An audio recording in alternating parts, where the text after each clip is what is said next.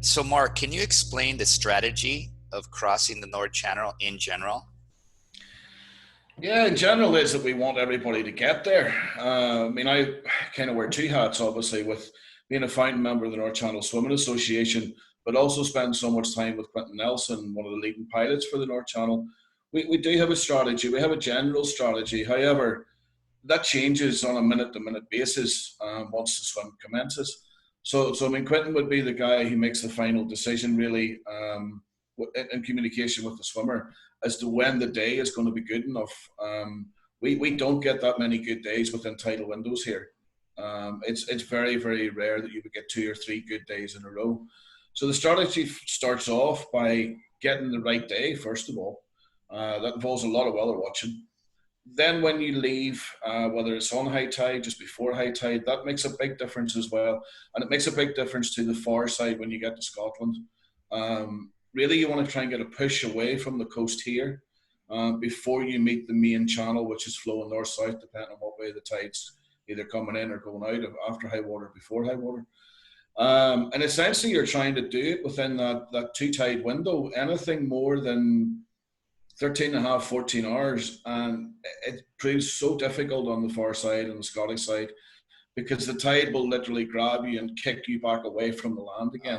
Now, the swimmer's so tired after 12, 13, 14 hours. Antonio can vouch for this, you know. On his swim, we told you, you need to kick it up, Antonio. You need to pick this up.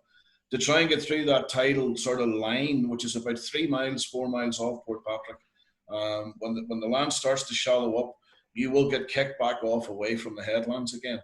So really, from the start of the North Channel swim, okay, in order for the swimmer to settle in, find their own pace, be comfortable, but really every second counts. So strategy: start in good time, make sure you're there, you're happy, you're fit, you're ready to go. Don't waste time with excessive feeding.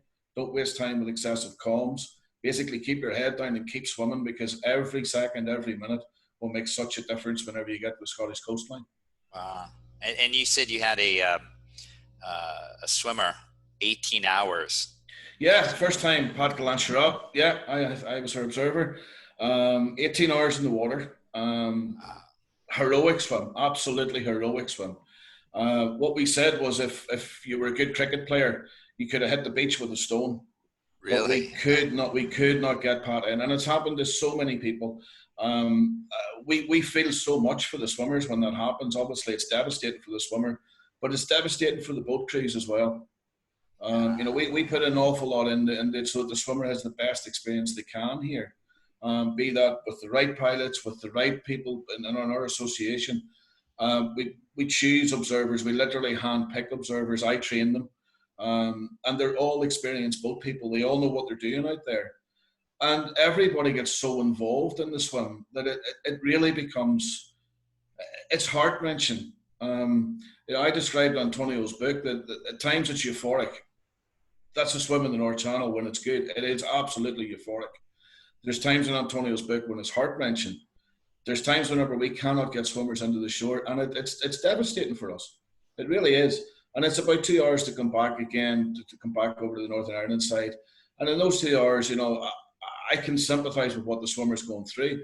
We're going through exactly the same thing, It's tough. It's a real tough call. And it's possibly why the North Channel is recognised as certainly one of the toughest out of the 7. Yeah. Well, thank you very much. You're welcome, Steve. You're welcome.